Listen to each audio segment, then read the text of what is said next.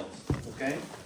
And the idea is, how do I bring Jesus home to my family, okay? And in certain qualities, it's going to be bringing Jesus with love, with forgiveness, with patience, with understanding. And the way that I see it is that our service in the church should be like an extension of the church that we have at home, which is why the church strongly supports starting families and getting married and raising kids, because the service in the church is going to be an extension of that service that we have at home. So my question to you, in your families, in your service that you've had over these years, how do you guys bring Jesus home to your families? What have you done? Anybody have any secrets as to how they've been raising their kids? Were they doing something and then noticed a certain thing and they've had to change it? Anything from your experiences? How do you bring Jesus home to your kids? I think the first step is to look at parenting not as a job. Because if you look at it as a job that has to be done, you're going to be stressed and overwhelmed of how much responsibilities you're going to have. Love being a parent will make it easy and will make you happy. And instead of being stressed, you're going to be happy by giving a hand to this little gift who was given to you. And also, don't look at the child as somebody you have to straightforward, you have to put him in a way and he walk on it. Just first give him all the love and the care, and he will never go away. This what will attract him back to you, whatever happens. So what about stressful days where you, on good days, I agree with you, love and I give him kisses and everything. So what about days where he's fussy or she's being In these days, I think those parents, the dad and the mom, should work together. It's not the mom's only responsibility, not the dad's only responsibility. Okay. Even if you cannot give her a hand, give her a comfort and make her not stressed and tell her, I appreciate what you're doing and I know how much. So what about you? That's what I'm saying. What about you, Yani? You give her comfort. Okay, where's your comfort? Where do you get your own? It's up and down. Some days good, some days bad, but okay, but what is your goal? Your goal is to make them happy and you also happy and a happy family. You have to work, but it's up and down. There's no just one rule you can solve it. There's no one thing you can do it. It's up and down. But like for me, the experience I have is only when you pray for them and you pray together. This is number one. If any problem, just put their name on the altar. That's help so much. With every Sunday you put any problem or any situation, even if small one, you put it in the piece of paper and you put it in the altar. It's in God's hands. Okay, so those are a few good points too. So you pray with them, you pray for them, you put their name on the altar. You said both couples working together, that's very important. You love them, you care for them. You said one thing though. Is the goal their happiness? Is that your goal?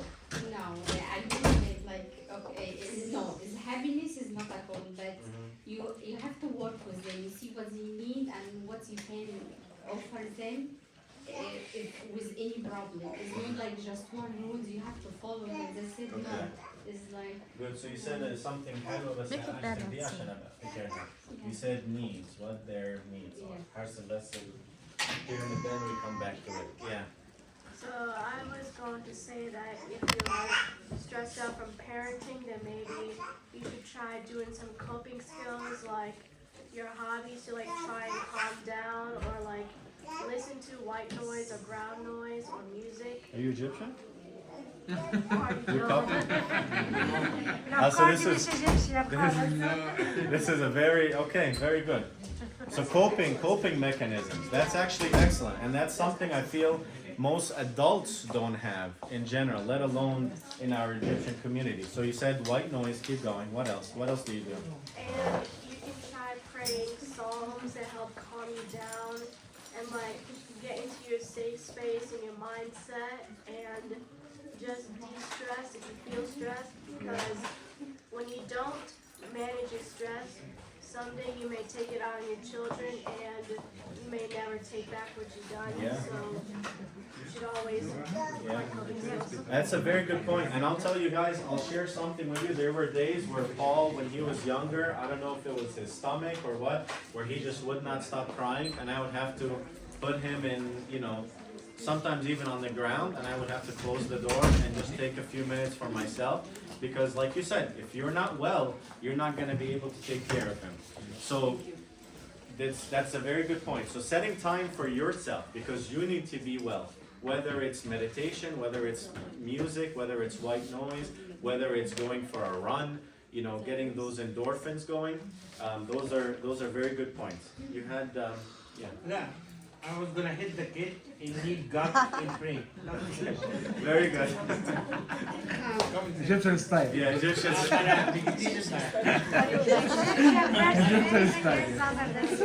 Yeah. You should believe that it's not gonna last forever. It's only for now, and few years later will be behind your back. So just like kind of seeing the light at the end of the tunnel. Yeah.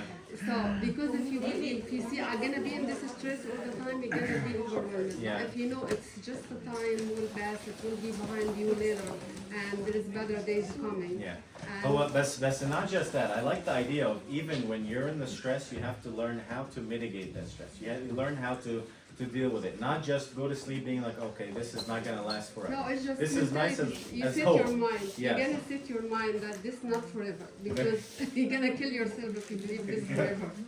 And Yeah. I was gonna say, she forgot.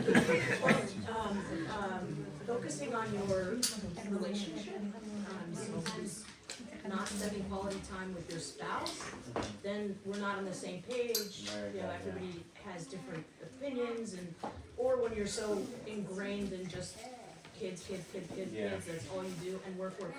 So that's good. So that's a good transition to the next point. But let me summarize the taking care of yourself first. So taking care of yourself. Remember, you're bringing Jesus home in love, forgiveness, patience, and understanding. How do I do that?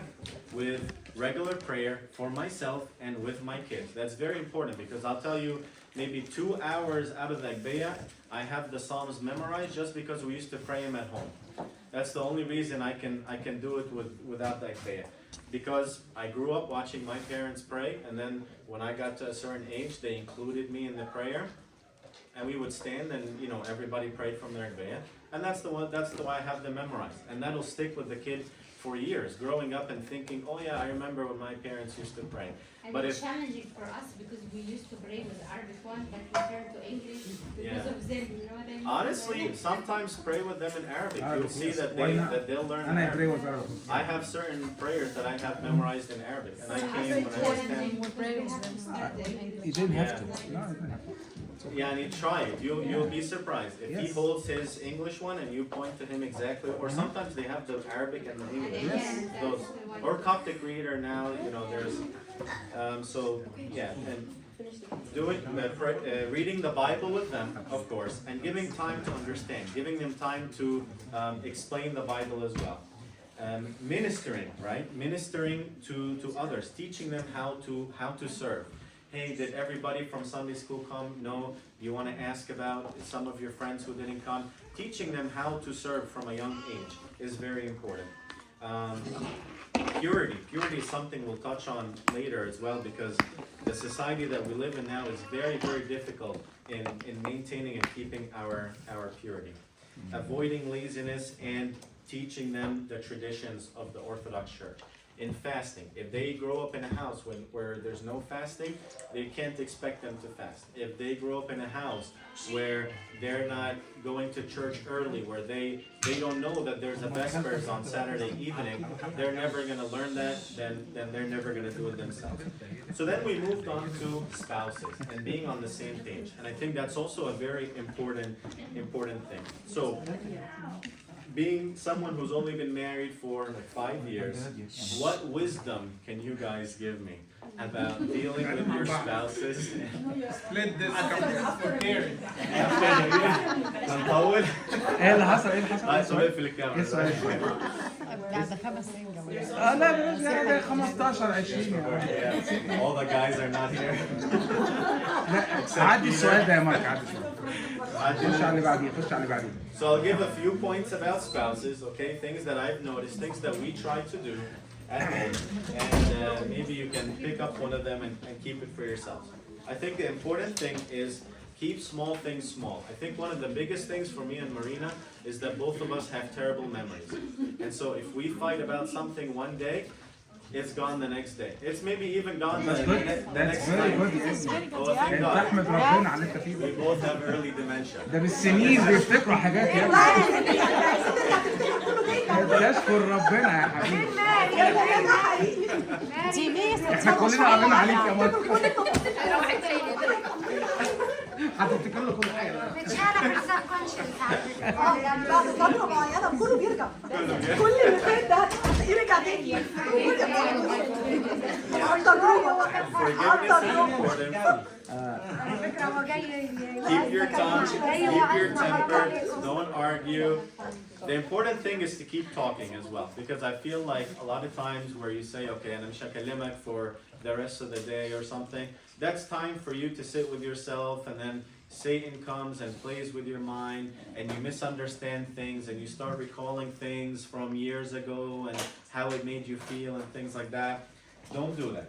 Keep talking through things. If there's a problem, express to the other person how it makes you feel, why you disagree with them, and work out the problems. Okay? Abuna also said you don't have to last one day without talking.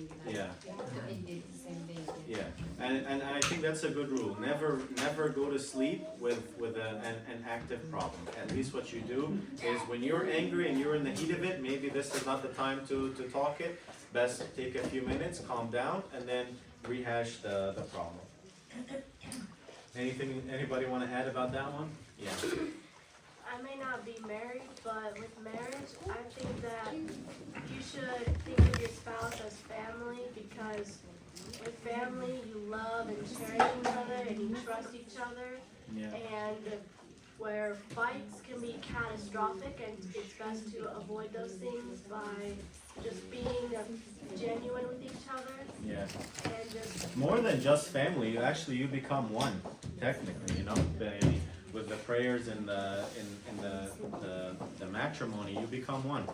And so it's not just, you know, a house divided against itself does not stand. So it's not just that you're two working towards the same goal. No, you become one. So that's very important to not have a crack in that foundation. So the next thing we'll talk about is fatherhood. Okay. So for the fathers in the group, can you tell me, مثلا, what is something? اروح اتجوز يعني معايا. We'll come to other single topics later. Malish to the single guys in the group. Now we're talking about families today, right? That's a lot of the points that we're bringing up. We hope that you can expand on it to service in the church. And taking these kids are off your own. Well, I think but also very important point before moving to fatherhood, it's good to not show your fights in front of the kids. It's all in your room, because after that, and also not to extended family, it's just between the husband and the wife, because this way is gonna be resolved very fast. Yeah.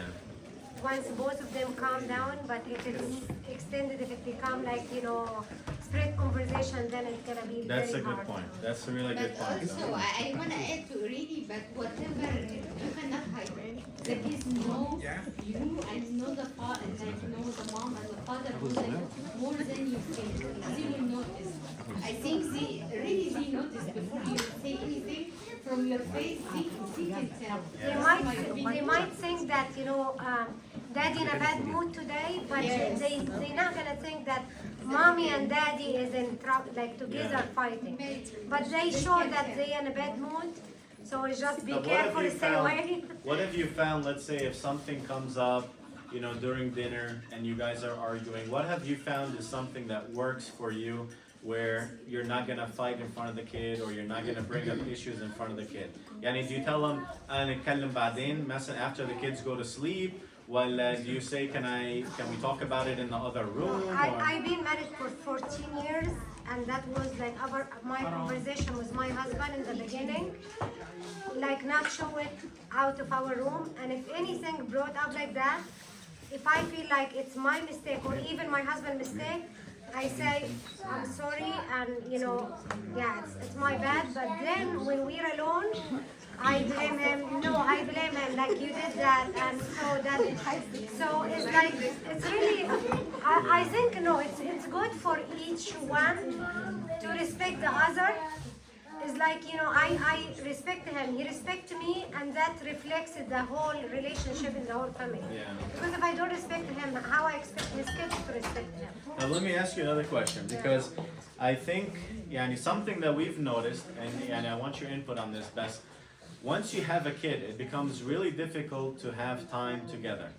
So how do you remain on the same page with having a kid or two kids, where it's really hard? Sometimes it's like I'm walking into the door, she's walking out. She has the kid, she's walking in, I'm walking out. And sometimes it's like I see her 20 minutes a day. So how do you find time, or how have you For us, like it reminds me a lot, because like 4 years I work in the morning and my husband works afternoon. At the weekend, sometimes representatives works from me and we go eat outside dinner together. So you designate a time where you guys The friend can give you your parents, just put the kids on them, you can have a dinner with her one day. Once a month or twice a month, like whatever you feel, but this is tough.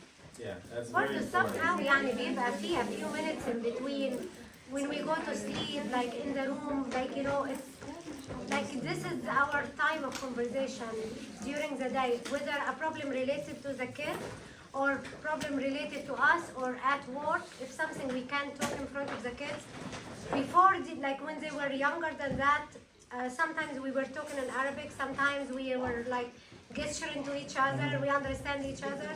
Or like a few minutes if someone doing something away, or when we go to sleep in our room, it's like always like you have to have a few minutes together, not hours, but a few minutes. Okay. Because if no conversation between the couple, like how life is gonna look like. Is it healthy for grown-ups to say, you did this to me, sorry, I forgive you in front of the kids?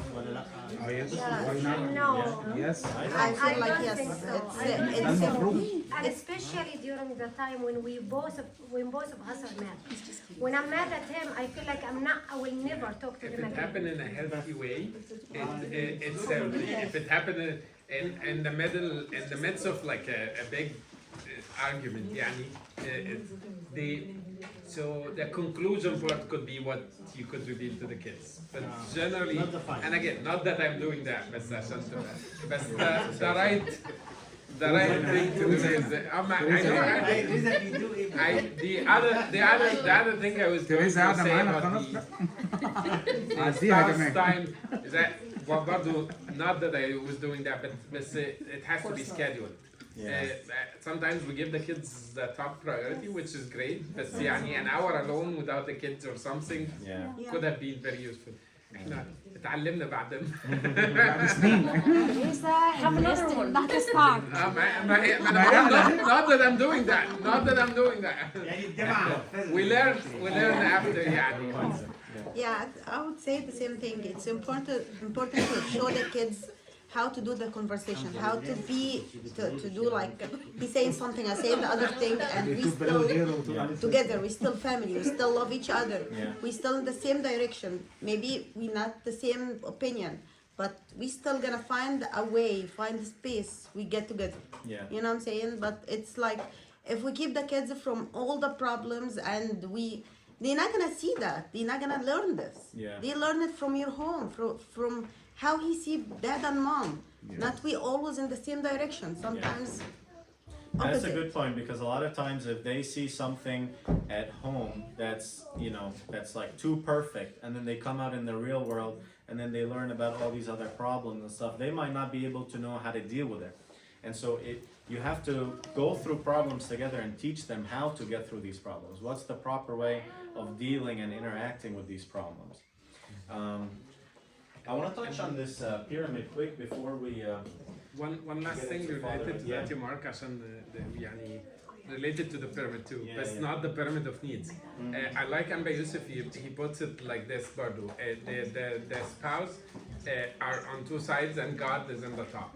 The closer they are to God, the closer they are to each other. The farther they are from God, the more prayer time, the more time we read the Bible together, or at least even by yourself. But the closer you are to God, the closer you are to your spouse, Yeah.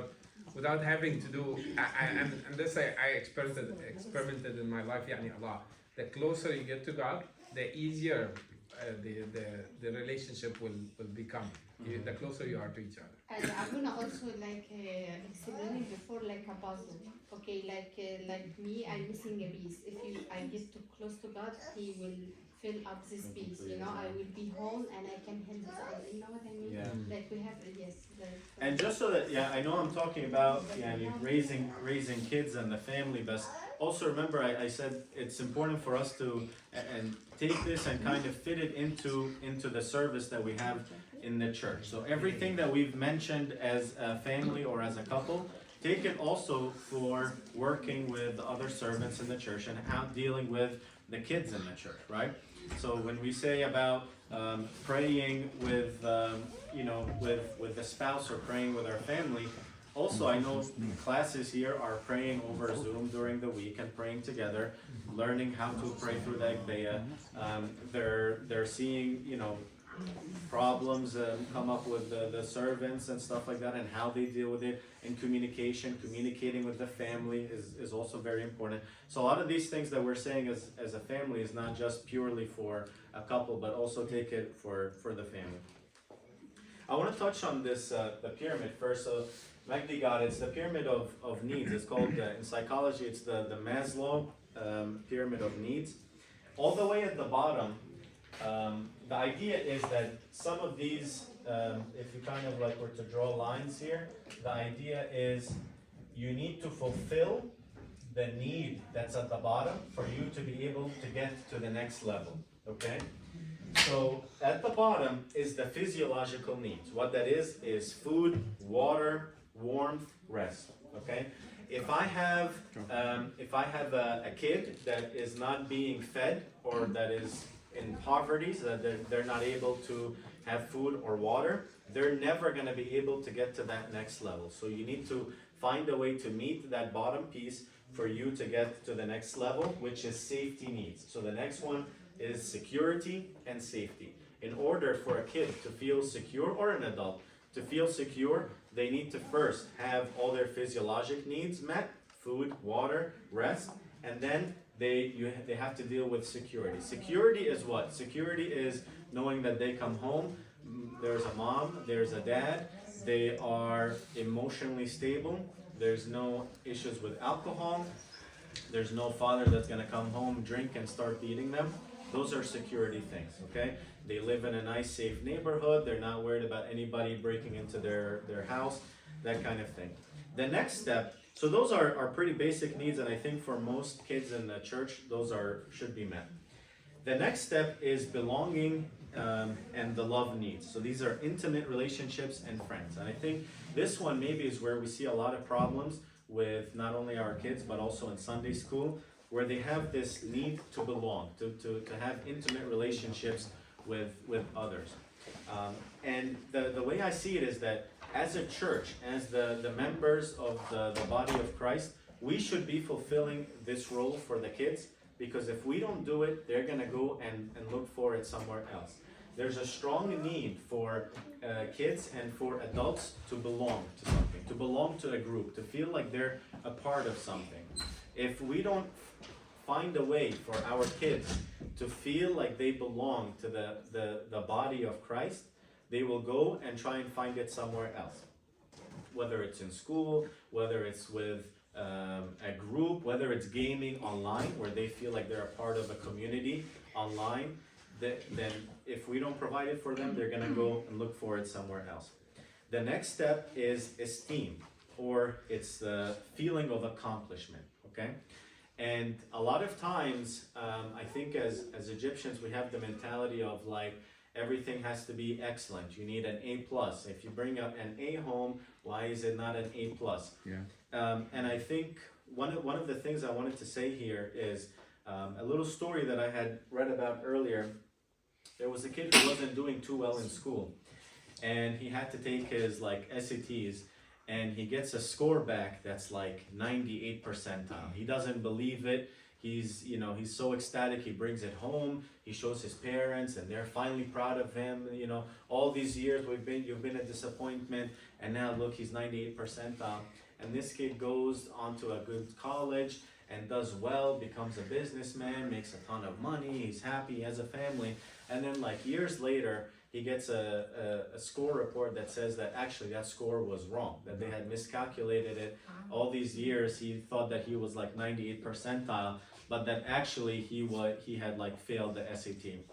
But the point is, you see how small of a thing, just that little, that it was a wrong score, that wrong score made him feel a sense of accomplishment to the point where he was able to accomplish some of the things that he never thought he would, just by that small thing.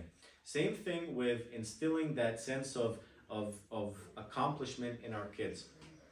I have a strong theory that you don't praise the kid for what they do, you praise them for their work ethic, okay? Because in medicine, one of the things that we see a lot, you see always it's the kids that are at the top of their class that end up in med school. But then once you get into medical school, you see that different people start to really do well and others begin to struggle. And the reason that we see for a lot of time is that some of the kids learned how to study and worked really hard to get into med school, and so they have that foundation of studying that they build on in medical school. Others are based on how clever they've been, and they've always been smart, they never learned how to study, and then they get into medical school and they realize that they don't have foundation, they don't know how to study, they don't know how to work hard, and then they struggle. They kind of hit a wall that they can't get around of in medical school. So having a kid that works really hard when they're in school, reward them for working hard. If Paul works really hard and he studies and all this stuff, but then he comes home and brings home a B, I will reward him for his hard work, but forget the B. The idea is that he worked really hard to get to that point, because that might be his limit. Another kid who doesn't work hard, doesn't have to study, and goes and gets an A, I want to figure out how do I make him work hard, okay? If school is not stimulating enough, I can add him into an after-school program, or I can put him in sports. If he's excelling in everything, push him a little bit more. Do more service in the church. See if he can take extracurricular, learn a different language. All these things to make sure that he's working, but not just coming home, watching TV for the rest of the night, going home and doing great in the exam. That's not the behavior that we want to reward, okay? And then after that last piece, we have the self-actualization, and that is the idea of achieving one's full potential, including creative activities. And that's a big thing, creative activities. Try and encourage your kids, encourage your kids to get into art, to get into music, to get into sports, not just academia, okay? Academia is great, but really try and encourage them to be in these other things. So we can stop there, we can do the rest another time, but so the things we said, how do we work on ourselves, right? Bringing Jesus home through prayer by ourselves, time with ourselves and with reading the Bible and meditation, and then praying as a family, reading the Bible as a family. Then we talked about spouses, and then we talked about the needs. Then that pyramid of needs was going to go into the next part, but we can review that another time. Does anybody have any questions or comments? Yeah. Just wanted to point out with the parenting thing with the children, if you're dealing with an abusive spouse, it's best to leave them before they start taking it out on the kids, if they take it out on you a lot, because later on you can die from domestic violence, and your children can learn from domestic violence as well. And sometimes the abused will turn into the abuser. So it's best to save your kids from that before they turn terrible in life. Yeah, and unfortunately, that's something that really is a problem in today's society, where there's a lot of broken homes, and whether it's for financial reasons or personal reasons or whatever, a lot of these broken homes are going to form more broken homes, and it's a bad cycle. But yeah, that's a complicated topic. For the first thing we said, to bring Jesus home, what would be the best and the easiest way to bring Jesus home? Prayer. Right? To love Jesus yourself. No. You To have be to love example. Jesus To first. be example. Yeah, I'm sad actually. You're all Protestant. To That's be the point. In my book. To be example. No. Communion? Absolutely. I give you Jesus so that goes home with you. Every one of you. هدية To صغيرة. bring, to bring Jesus, thank you, Mary. To bring Jesus home. First thing is to make sure that every Sunday you're taking your family to church and getting Jesus physically, really. And this before prayer, before anything else, because the rest of it anybody can do. But to really bring Jesus home is you have to take communion every Sunday. Whether you are in the area or outside the area. You're going on a summer vacation. Make sure that Jesus is with you, physically. Because Jesus gives himself to us physically. That's number one. I just want to make sure that we get this. I want to say one thing. Here is something I've been thinking about the last 2 months for all servants. I feel, that's my feeling, I'm realizing this more and more, we don't teach our kids with authority. One of the things that makes me sad, really sad, it breaks my heart. When I have a servant sending to me, we're going to have a night over in the church, a sleepover. Can we, it's going to be Friday night, Saturday morning, can we include shrimp in our pasta? Wow. Friday. And I'm supposed to answer the servant. What do you think? Yeah. What are we teaching the kids? Oh, the church is fasting, but you know what? That's okay. It's okay. It's okay. We're not strong. We are so weak. And we teach things like tiptoeing. You're not saying things that should be said with authority. You're not authoritative in your teaching. And this is bothering me big time. It makes me angry. We're teaching the kids to be loose. We're teaching them to be wishy-washy. A little bit of this, a little bit of that. I want you to be all-rounded. You know, I want you to be nice. That is nonsense. Absolute nonsense. Servants have to repent. We're actually talking about the church and handing it down. Are you going to hand a weak church to the kids? Are you going to teach the kids it's okay to just obey the church and do whatever? No. I hope not. I pray and hope not. For this question to be sent to me, it broke my heart. I really was very, very sad. I'm not going to say angry, but very sad, because I think what we're doing is not much than a group of people in a club. I'm going to do whatever. I'm going to try to do my best. I hope you like it. I'm going to do my best, and I hope you like it. And it's going to change you somehow. ولا ناسي ولا مش ناسي. No, هو بعد the servant is sending to me. Yeah, that's why. It's going to be Friday. Yeah. Can we make an exception and give them shrimp? And I said, all right. But they're asking. They're asking, right? Yeah. Ah, yeah. Not me, why are you looking at me? I wish I could have my hand in the phone, without on the other side, and hold the ear and say, what are you talking about? It's really, I hope you're getting what I'm feeling. Yeah. It's like we're actually wishy-washy. We're not really strong. I'm telling you. And by the way, anything you teach not strong and you don't have authority, it will go nowhere. Take my word. Anything you're going to be wishy-washy about in teaching, it will go nowhere. If you're not firm and strong in what you're teaching, no one will take you seriously. No one. Not the kids, not the people outside. You're not going to have anything but ghosts. And they're going to leave them to the strong people. You know how that they teach stuff in the cultures. Listen to the teachers of the cultures. What do they do? They're very strong. The messages are very clear and very strong. They teach it, and they teach you authority, and this convinces everybody. Watch it. Watch it as your kids are going. The kids that you're bringing up in Sunday school say, what happened to them? Why are they like the world? Because the world is stronger than you. They teach it with dogma, with faith. When they teach about abortion, they think they teach it like, oh, if you like. Do they think, you think that? No. Think about the feminists since the beginning. The feminists are like fire. They speak to the girls like, you know, It's your right. it's your right, it's your life. I'm talking about protecting you from abuse and all that stuff. And we say, oh, but you know what, it's wrong. It's wrong, Habibi. All right, okay. I just want to say this is a message I got this last week. And it made me realize that we're actually not doing good at all. Just whatever you teach, if you're not convinced, speak to me. If what you're teaching is not convincing to you, speak to me. And we'll do it. And I want to say something, be a role model.